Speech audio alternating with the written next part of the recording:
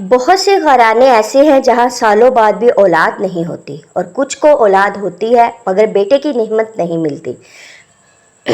ایسے میں قرآن پاک کی ایک نہایت مجرب صورت ہے جسے سورۃ محمد صلی اللہ علیہ وآلہ وسلم کہا جاتا ہے۔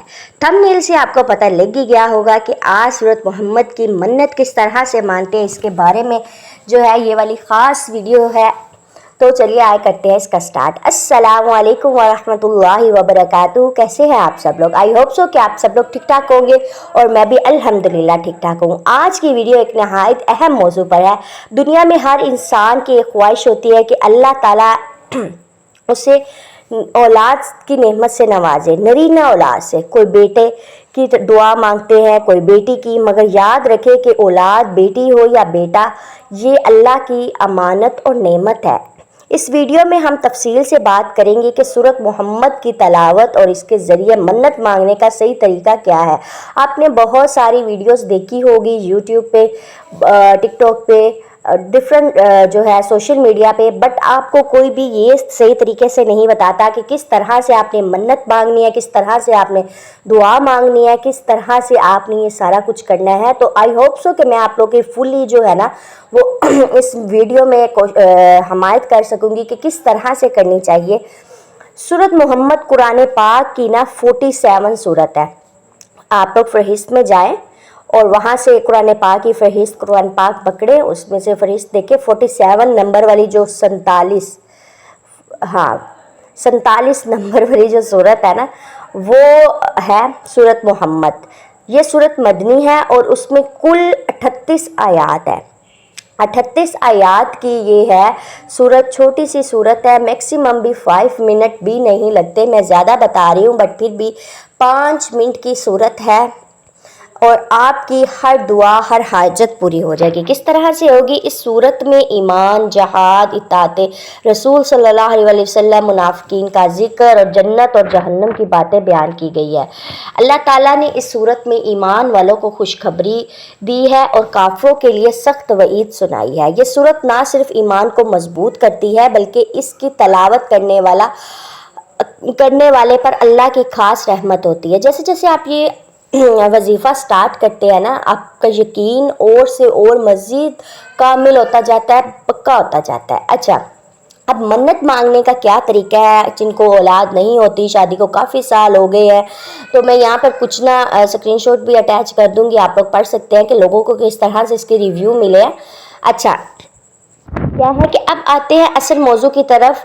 نیت، سب سے پہلے بات ہے نیت کی۔ نیت کیسے کرنی ہے؟ سب سے پہلے اپنی نیت درست کریں، دل میں یہ پکا عزم کریں کہ یہ عمل صرف اللہ کی رضا اور ارادے نرینہ کے لیے کیا جا رہا ہے۔ نیت میں کوئی دنیاوی ضد یا دوسروں کی خوشی شامل نہ ہو۔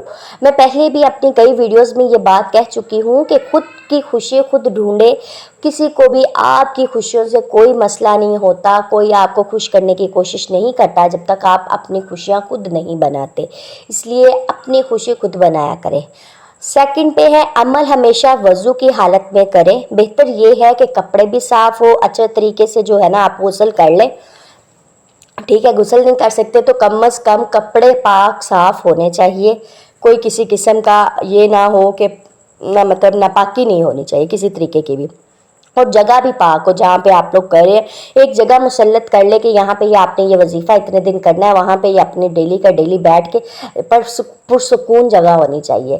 اچھا، روزانہ کسی ایک نماز کے بعد سورۃ محمد کی تلاوت کریں۔ کیسے کرنی ہے وہ بھی میں آپ کو بتاتی ہوں، بٹ اگر آپ نے ایک ترتیب بنا لینی ہے، ایک طریقہ بنانا ہے، پہلے دن جس ٹائم جس نماز کے ساتھ آپ نے سورت کی تلاوت کرنی ہے، نیکسٹ باقی سارے دن بھی آپ نے اسی ٹائم ہی پڑھنی ہے۔ بہتر یہ ہے کہ تہجد کے ٹائم کیا جائے وظیفہ، کوئی بھی تہجد کے ٹائم کیا جائے تو اس ٹائم کی تو فضیلت ہی اور ہوتی ہے۔ اگر پورا وقت نہ ملے تو کم از کم ہفتے میں 3 دن ضرور پڑھے، ایک دن کی سپیس پہ آپ پڑھ لیں۔ ویسے 38 آیات کی صورت ہے، مجھے نہیں لگتا کہ پڑھنے میں اتنا ٹائم لگے گا، ٹھیک ہے؟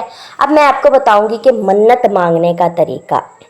اللہ کے حضور دعا کرتے وقت عرض کریں، یا اللہ اگر آپ مجھے نیک اور صالح بیٹے کی نعمت عطا کریں گے تو میں اتنی بار سورۃ محمد کی تلاوت کروں گا.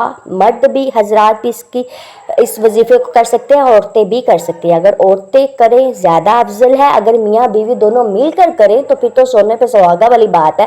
اتنے دن روزے رکھوں گا یا اتنے دن صدقہ دوں گا, مطلب اس طرح سے آپ نے منت مانگ لینی ہے. اچھا یہاں پہ اب کیا بات ہے کہ میں نے پہلے کہا ویڈیو کے شروع میں کہ آپ لوگوں نے کئی دفعہ دیکھی ہوں گی, کئی ویڈیوز دیکھی ہوگی سورت محمد کی منت کی, بٹ وہاں میں کوئی کہتے ہیں 310 دفعہ, کوئی کہتا ہے 311 دفعہ, کوئی کہتا ہے 110 دفعہ, کوئی 1000 دفعہ کہتا ہے سورت محمد. مطلب آپ وہ لوگ نہیں پڑھ سکتے. لوگ جو ہے نا اتنی زیادہ وہ دیکھ کے نا کتنی کوانٹٹی پڑھنی ہے تو وہ وظیفہ نہیں کر سکتے. اس میں یہ ہے کہ آپ جو ہے نا اپنے مطابق کریں. دین میں کوئی کسی قسم کی وہ نہیں ہے کہ آپ نے اتنی دفعہ یہ پڑھنی ہے, کوئی مطلب نہیں لگائی گئی.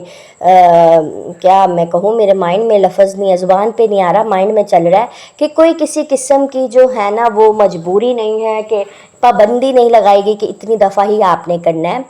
ہر ویڈیو میں آپ کو کہتی ہوں کہ کامل یقین اللہ پہ ہونا چاہیے, اور ساتھ ساتھ اللہ پہ یقین اگر آپ کا پختہ ہے نا تو ایک لفظ اگر آپ اللہ کا بھی وظیفہ کرتے ہو نا تو اللہ آپ کی دعا سن لیتا ہے. یہ صورتیں جو ہے نا یہ اللہ تعالیٰ کی طرف سے ایک اشارہ ہے. اچھا, منت ہمیشہ اپنے بس اور استقامت کے مطابق مانگے. ایسی منت نہ مانگے جو بعد میں آپ پوری نہ کر سکے. یہ دیکھیں, اب آپ فار ایگزامپل پہلے مانگ لیتے ہیں جلدی میں منت مانگ لیتے ہیں کہ میں اتنی دفعہ روز کی صورت پڑھوں گی, اور بعد میں مشکلیں کے ڈیلی لائف کی وجہ سے یا ڈیلی مصروفیات کی وجہ سے جاب کرتے ہیں یا گھریلو کام ہے تو آپ وہ پوری نہیں کر سکتے. تو اس کے بجائے آپ جو ہے نا اتنی ہی کریں جتنی آپ ایزیلی کر سکتے ہیں, منت ہی اتنی مانگے. ٹھیک ہے. اور دعا کے الفاظ کس طرح سے, دعا کا چناؤ نہ بڑا اچھے اور پیارے پیارے لفظوں سے کیا کرے جس سے اللہ تعالیٰ کا نا دل پگھلے آپ کی طرف. ٹھیک ہے.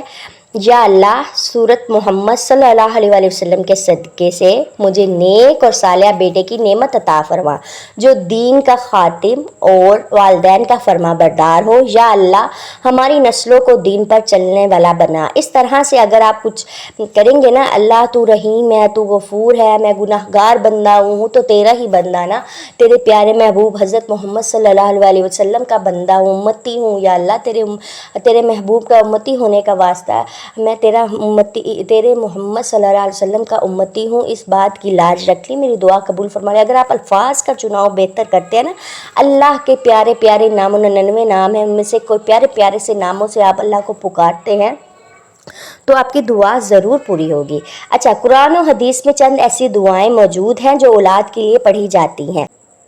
ان کا کچھ کا جو ہے نا ترجمہ میں یہاں پر شیئر کر دیتی ہوں. حضرت زکریا علیہ السلام نے اولاد کے لیے کس طرح سے دعا کی, اے میرے رب مجھے اپنی طرف سے نیک اولاد عطا فرما, بے شک تو اس دعا سننے والا ہے. دیکھیں کس طرح سے انہوں نے دعا مانگی ہے. تو ہی تو ہے اللہ. آپ لوگ اس طرح سے مانگا کرے کہ تیرے سوا تجھ سے نہیں مانگیں گے تو کس سے مانگیں گے. اللہ کو اس کی خدائی کا واسطہ دیا کرے. سورت فرقان میں کی دعا ہے کہ اے ہمارے رب, ہمیں ہماری بیویوں اور ہماری اولاد سے آنکھوں کی ٹھنڈک عطا فرما اور ہمیں پرہیزگار کا امام بنا. یہ عمل اللہ پر یقین کے ساتھ کرے, کبھی یہ نہ سوچے کہ صرف وظیفہ کرنے سے ہی نتیجہ نکلے گا. اصل طاقت اللہ کے حکم میں ہے. بیٹی کی خواہش اچھی بات ہے, مگر بیٹی بھی اللہ کی عظیم رحمت ہے. نبی کریم صلی اللہ علیہ وسلم نے بیٹیوں کی پرورش کرنے والوں کے لیے جنت کی بشارت دی ہے. اللہ کے فیصلے پر راضی رہنا ہی سب سے کامیابی ہے, سب سے بہترین کامیابی ہے, میں یہ کہوں گی. تو یہ تھی ہماری آج کی ویڈیو. آئی ہوپ سو کہ آپ لوگ کے لیے ہیلپ فل ثابت ہوگی.